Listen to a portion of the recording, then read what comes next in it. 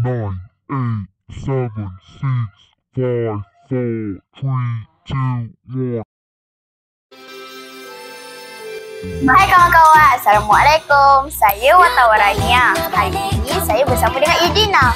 Idina, apakah perasaan kamu apabila sekolah membuat jamuan raya? Saya berasa sangat seronok kerana saya dapat makan bersama-sama dengan rakan saya dan juga saya dapat meraihkan hari raya di sekolah. Jom kita saksikan kemeriahan di sekolah SK Tambun. Jom.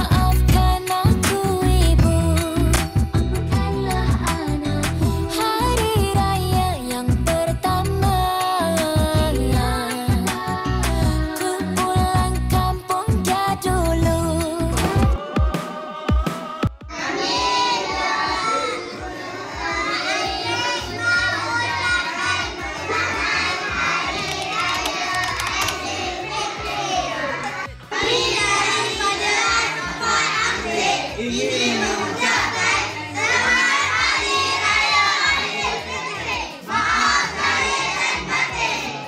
Dari kelas 4 Asoka ingin mengucapkan selamat Hari Raya Aidilfitri. Maaf lahir dan batin.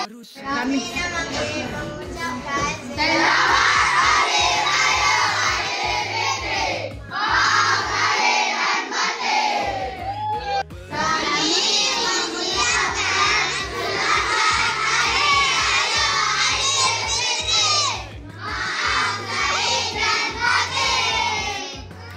Mari kita saksikan makanan-makanan yang dibawa oleh murid-murid.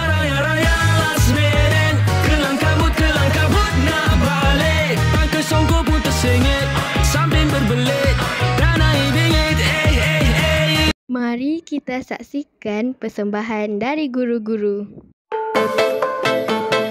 Oh yeah! Selamat Hari Raya!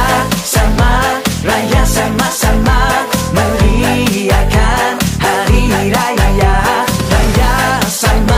Raya sama-sama mengucapkan selamat Hari Raya. Sekian untuk Hari Raya tahun 2024. Semoga kita berjumpa lagi pada Raya tahun hadapan. Bye!